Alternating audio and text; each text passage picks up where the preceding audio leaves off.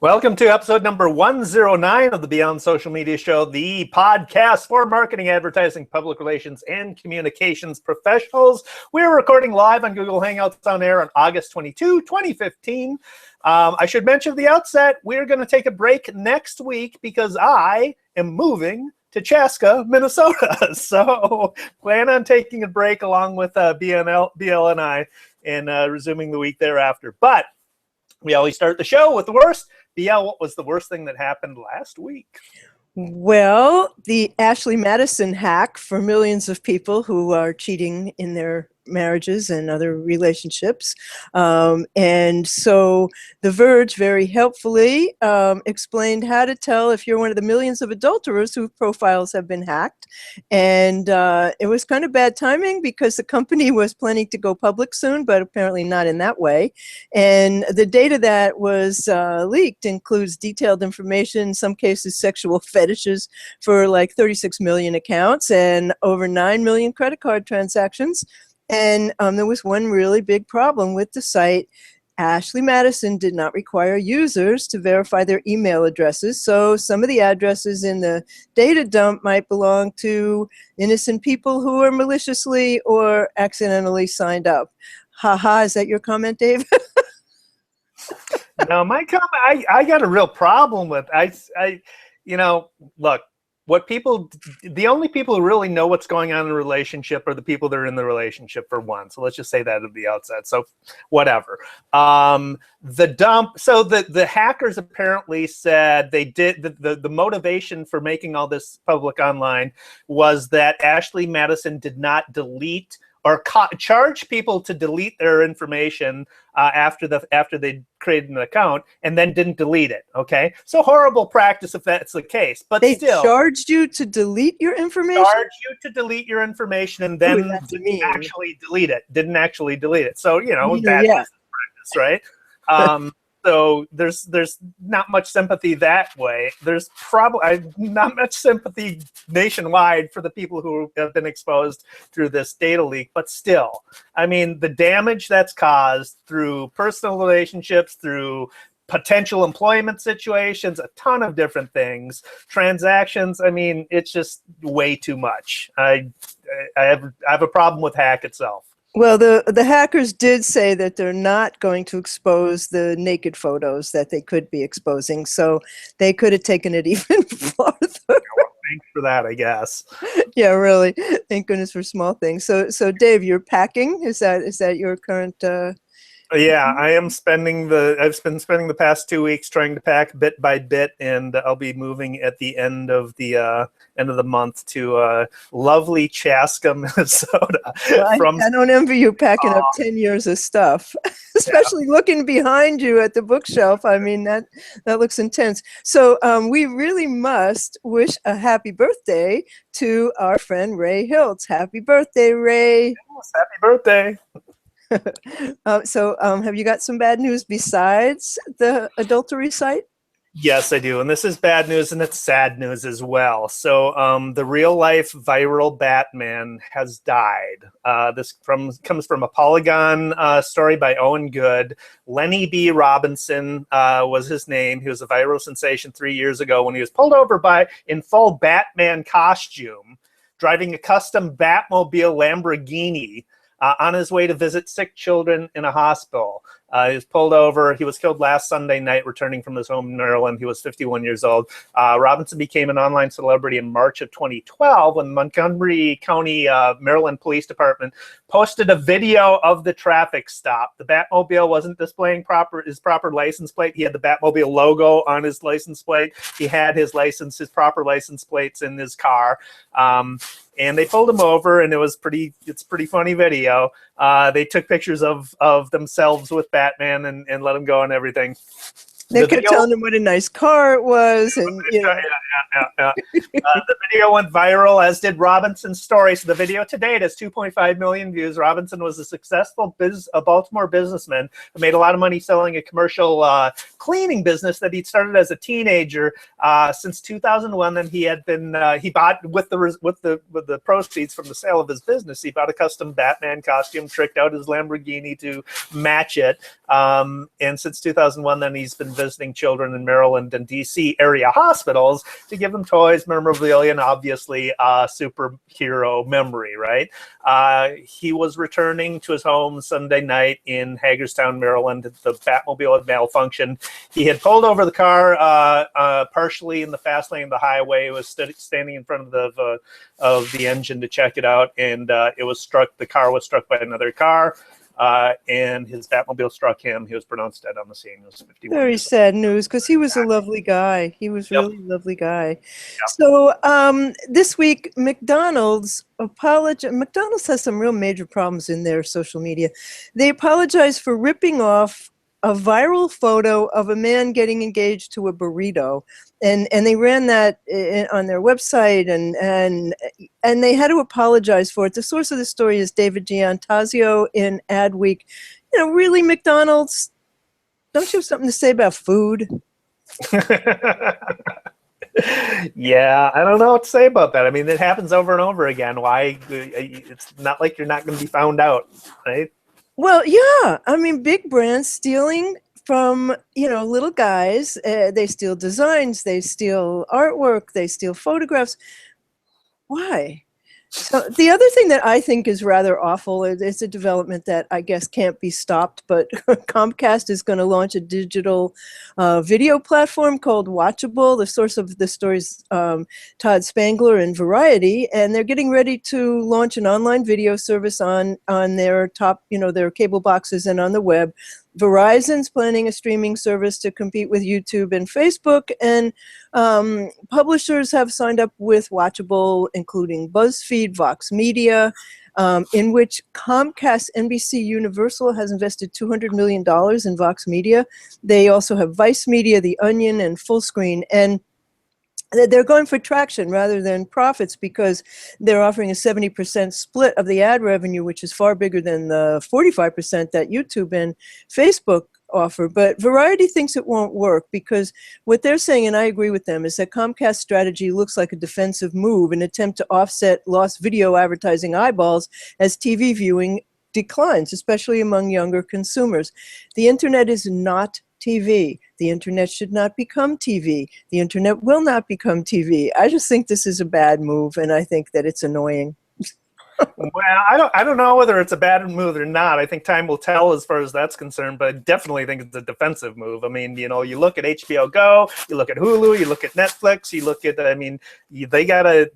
people want a la carte. They always have wanted a la carte pricing for television, and now they can get it. So. Well, you're going to raise my cable bill to bring me this thing that I don't want? I don't think so. I mean, I really just don't think so. Fortunately, we don't have Comcast in New York, although they bought somebody. I don't know. But anyway, tell us what else you came across this week that you did not think was good news. Well, this is not necessarily bad news or anything, but something that my boss wrote a hilarious column about buzzwords to ban. And he's got 9 marketing buzzwords to ban, and I just wanted to share it with our audience. Among them are game changer, which definitely should be banned, and artisanal, which I hear all the time applied to things that aren't remotely artisanal. Which is, so we'll include a link to the show notes. But among mine that are not included are impactful. I hate that word. I hate that word. And just verbing in general, turning it on into a verb in general, just has driven me nuts for years. So, have you got some buzzwords you can't stand?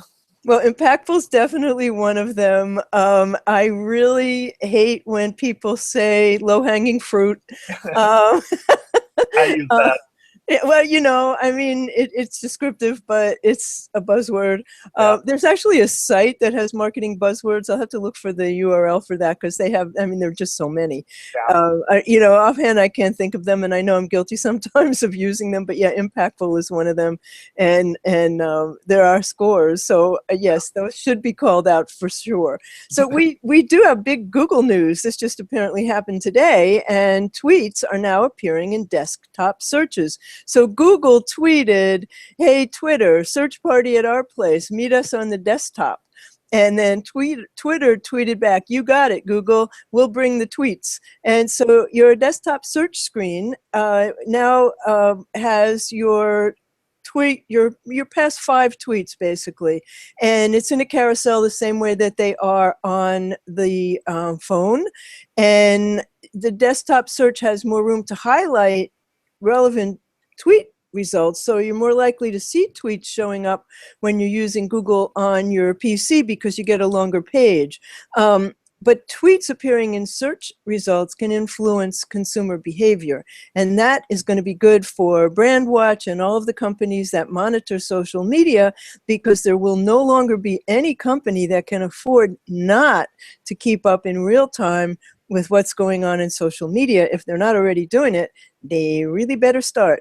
And I learned about this morning from Andrew Hutchinson on Social Media Today. And this is a big deal. This is a really big deal. It is a big deal. I've been waiting forever for them to flip the switch and put the tweets in the on the desktop. We've talked about it in the show several times about how they did roll them out on mobile. We talked about that, and about the the confluence of both Twitter and Google working together. Twitter, with their efforts to extend the reach of their tweets across beyond just users, and then Google having incorporated them in the search results. That Twitter's got its own algorithm for what it shows, what tweets it shows in suggested follows, in when you're searching in Twitter. Google's got their own algorithm, so trying to figure out what that algorithm is, you're going to have to start thinking about tweets in terms of search, in terms of optimizing them, especially for breaking news, for events, if you're marking around any events. Newsjacking, for sure. As an expert, for complaints, you better be paying attention to complaints, because they're going to be there and your responses are going to be there. But the thing about this is that brands, what we learned as we were just playing around a little bit earlier, is that our show Twitter feed, Beyond Social Media show on Twitter, doesn't have a huge following, and we're not as active in it as we should be as we are in our personal accounts. So rather than it showing up in the top few results, it showed up 10th, Dave? So it was shows 10th, up. Yeah, it shows up, but not at the top. But the more following you have, and the more active you are, the higher up they're going to be. Like on mobile, my personal tweets show up as the second thing about me, and that will happen with brands, I would think, if they have, and celebrities, if they have big following. So this is something you really, really have to pay attention to as a marketer. Absolutely.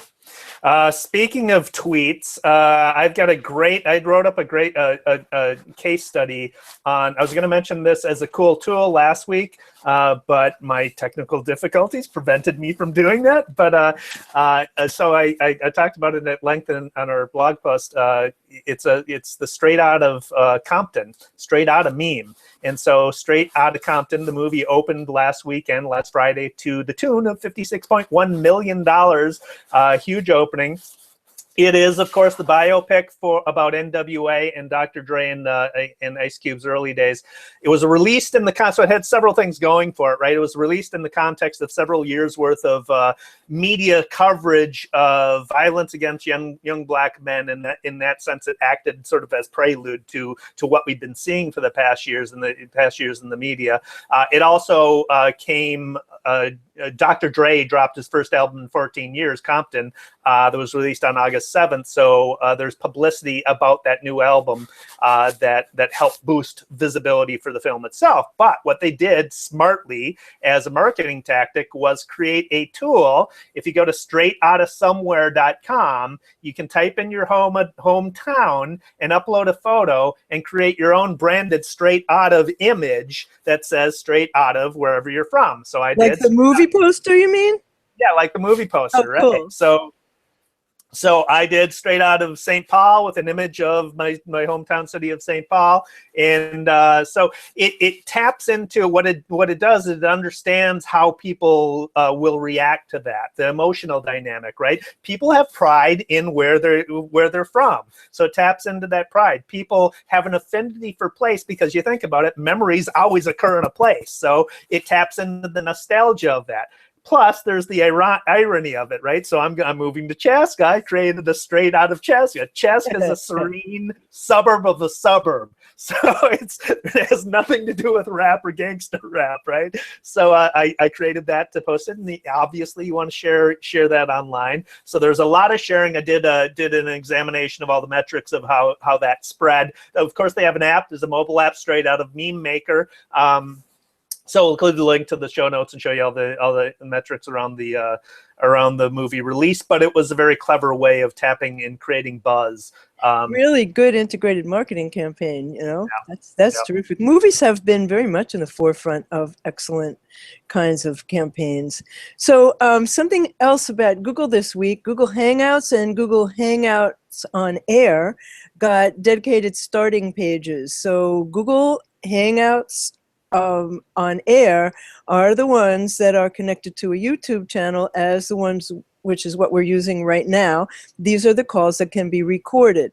Google Hangout video calls are the ones that are not able to be recorded and have sort of limited sharing tools, but enough for you to be able to share links and images. And the media, of course, got it wrong.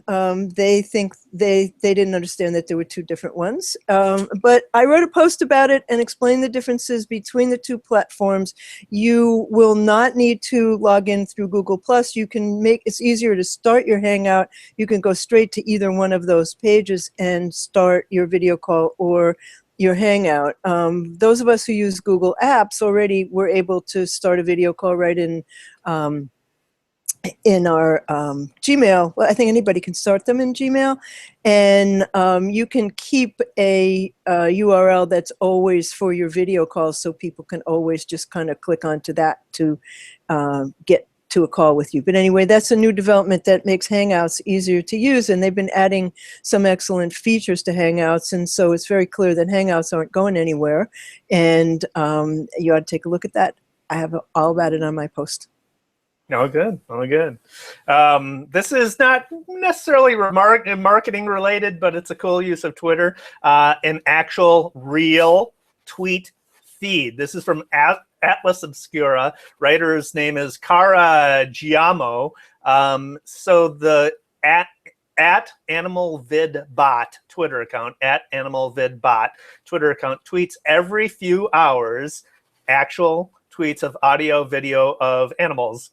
Birds, in particular, randomly pulled from the Cornell Lab of Ornithology's Macaulay Library. It's the world's largest collection of animal audio and video. The Macaulay Library is a massive collection of natural sights and sounds. It clocks in at 7,513 hours of tape, contains recordings that date back to 1929, and you can grab embed code for your site. So if you have any need of animal footage or sounds of birds. I was watching yesterday, and there was one, it was a bird of paradise, and it had these things coming out of its head that, like big long feathers, when it tweets, it flaps these, it was gorgeous.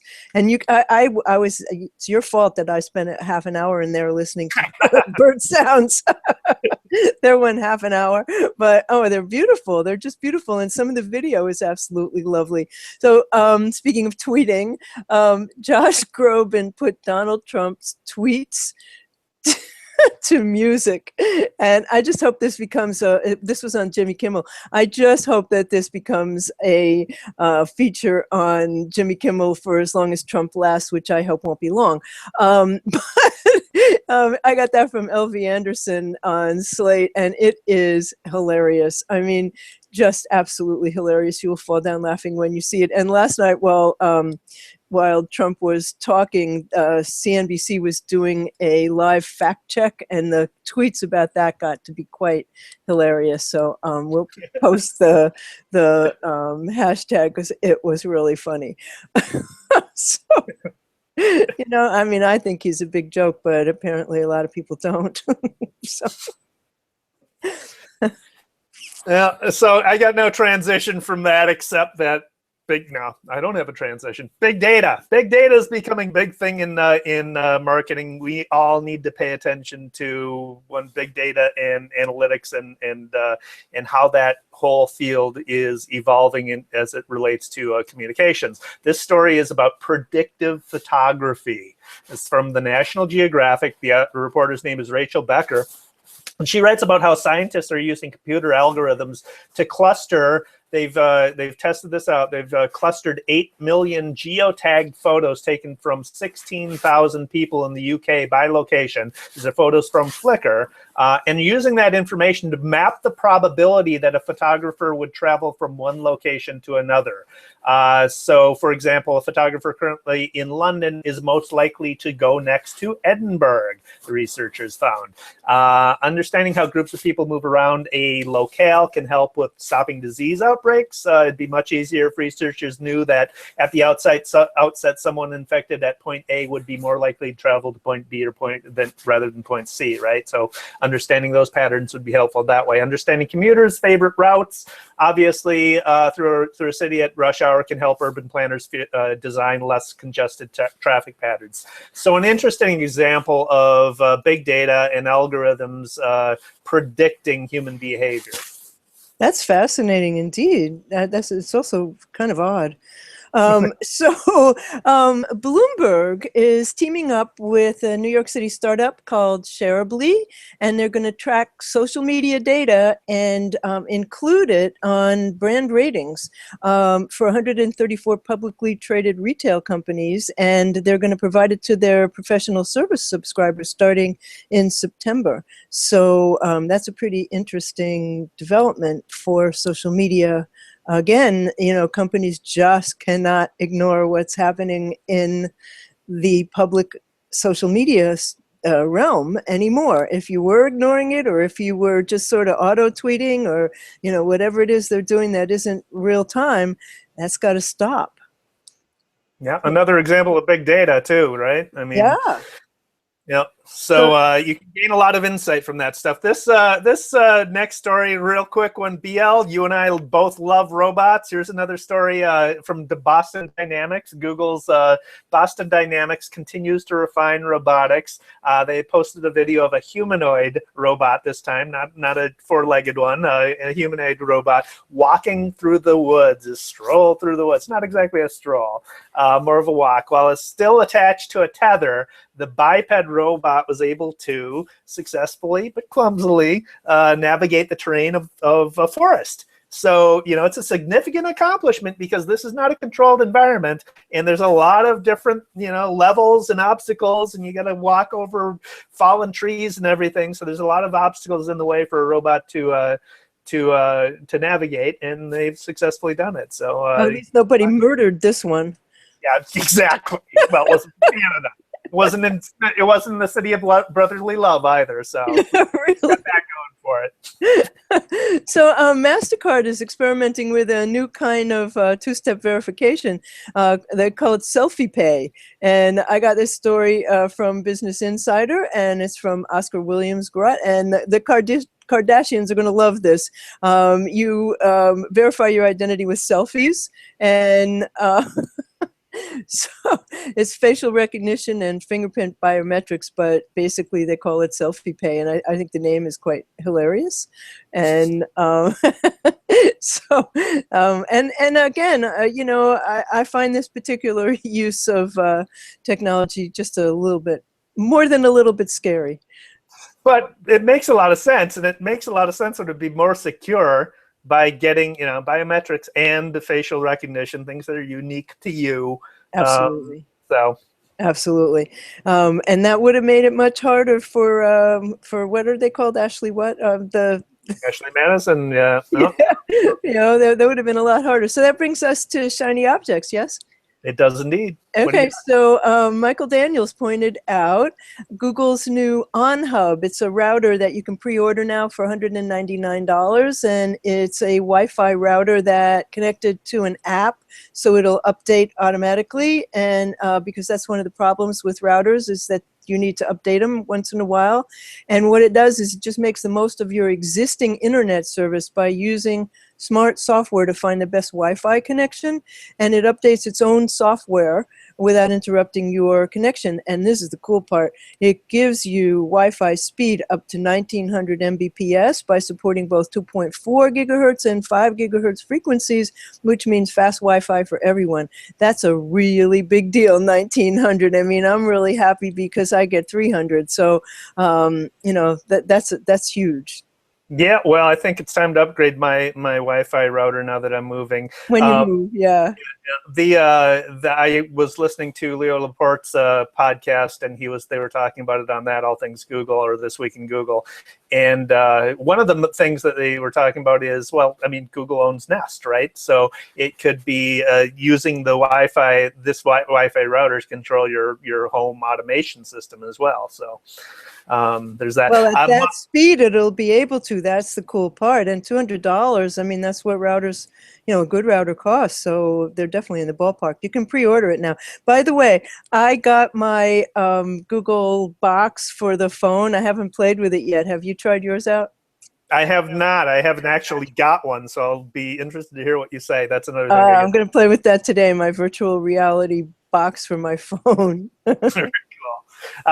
So my cool object is App Annie. I'm surprised I hadn't talked about this. App Annie is basically the Google Analytics for mobile apps. So mobile developers are familiar with App Annie, and they provide analytics for mobile apps. But what they also cull from all that information they're gathering is public analytics data. And so if you go to App Annie, you can see there's profile pages for individual apps. They have a popularity index of what apps are popular. Goes up to 500 apps. Search rankings by store for apps. So type in a keyword and see what's showing up and what the rankings are for that keyword. They've got ebook charts, so you can do research about what ebooks are popular. They have a pro version. It starts at $59 a month, and with that you also get estimated downloads and estimated revenues for a particular app. So a great resource to check out. You have to be using it if you're developing a mobile app for your own analytics, but as a research tool, they've got a lot of data there too. Very, very cool. So that brings us to projects, and Jessica Duell, who is with me on the panel on Ray Hiltz's Ray Bunch on Tuesdays, coming back in September, pointed out that a survey of the Fortune 50 that I did, in which I looked to see whether they had a phone number on their website. They were talking about customer service, and the book is called Simple by Alan Siegel and Irene Etzkorn, and they quoted me. And they noted that only 3 of the Fortune 50 companies include a phone number on their website homepage, and some don't even have a contact link, which is maddening as a consumer, as everybody knows. Yep. It's always cool to be quoted in the book, isn't it? Yeah. Well, I did that survey 5 years ago, so I must say I haven't updated it since then, and I probably should. I also noted in that survey whether or not they had their social media icons on their homepage, and whether they were at the top or the bottom, whether you had to go search for them, and how many layers in you had to go. It's really... the Fortune 50 has no excuse for making themselves hard to reach, and yet they were, and I bet they still are. Yeah. But so many companies are. I mean, it's just absolutely drive you batty when you're trying to figure out how to get in touch with anybody anymore. Yeah. Daily numbers. Yep. So the prevalence of ad blocking, this is from Adobe and PageFair survey, and globally the number of internet users who use ad blocking software grew by 44% 41% year over year in Q2 and reached 198 million in June. Among the top categories, website categories, global share of ad blocking rates by site category, gaming, 26.5% people are using ad blocking for gaming sites. Social networking, 19.1%. So think about that when you're doing your social media ads. Tech, internet sites, 17%. Education, 16.9%. I'll put the link to this chart in the show notes, but it goes on. But ad blocking is becoming, especially with Apple, integrating it into their operating system, essentially, allowing app developers to integrate it into the operating system. It's a big thing. So let me tell you what happened to me with an ad blocking software that I hadn't updated in years because I forgot that it was there. It put a virus into my Mac, and Apple was aware of it and helped me remove it. But two things about that. One is that if you have apps on your computer, you better be paying attention to updating them and not leaving them there for 5 years when you don't use them. And that could be a little bit dangerous. So that brings us to the end of episode 109 of the Beyond Social Media Show. Episode 110 will be happening 2 weeks from today because next week Dave's moving and we're taking the week off. So thank you for watching. The links to all of the show notes will be at beyondsocialmediashow.com/109. And you can find David online, David Erickson at @DErickson on Twitter, eStrategyBlog.com, creativepr.com/blog. You can find me. I'm at What's Next on Twitter. My blog is what'snextblog.com. I blog at pawfun.com, and my company is maximum-plus.com for all things Google Plus and YouTube streaming. The show online, beyondsocialmediashow.com. On Twitter, we're at BS Media Show. And we have a newsletter that I think you will really like, and you can subscribe to it at beyondsocialmediashow.com/newsletter. It has content we didn't have time to include in the show and some other things that we want to tell you about, awesome things we came across and moments of joy that we found. And of course, you can download the podcast on iTunes or Stitcher as well. So we will see you in 2 weeks with episode 110 of the Beyond Social Media Show. Thanks so much for watching, and happy birthday again, Ray Hiltz. Thanks for watching. Happy birthday, Ray.